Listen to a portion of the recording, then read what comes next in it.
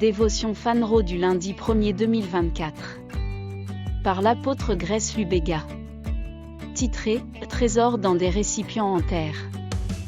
2 Corinthiens 4 verset 7, LSG, « Mais nous avons ce trésor dans des vases de terre, afin que l'excellence de la puissance vienne de Dieu, et non de nous. » La sagesse de Dieu peut cacher la puissance dans la faiblesse, la force dans la fragilité et la grandeur dans l'insignifiance. Cependant, lorsqu'il s'agit de réalité divine, ce que vous voyez et expérimentez à l'extérieur ne doit pas définir ce qui se trouve à l'intérieur.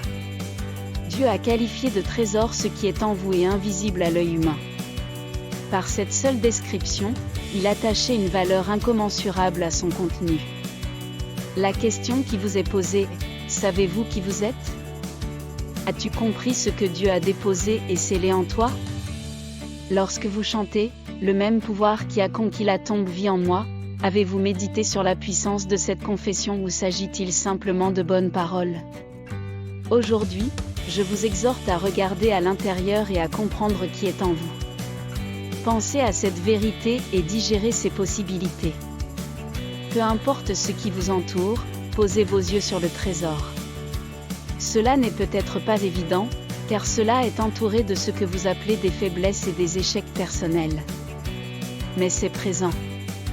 Ce faisant, la puissance latente de votre esprit deviendra une réalité. Vous serez continuellement éveillé à votre vrai moi. Dieu est en vous. Vous ne trouverez pas simplement votre identité en lui, mais vous lui trouverez votre identité. Alléluia. Étude plus complémentaire, Ecclésiaste 3, verset 11, 1 Corinthiens 6 verset 19. Pépites d'or, fixez vos yeux sur le trésor qui est en vous. Ce faisant, le pouvoir latent de votre esprit devient une réalité. Vous serez continuellement éveillé à votre vrai moi.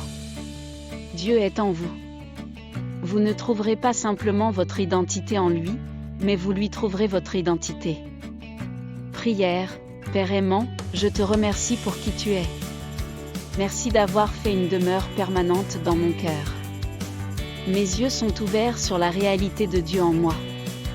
Vous ne vivez pas simplement en moi, votre vie se manifeste à travers moi.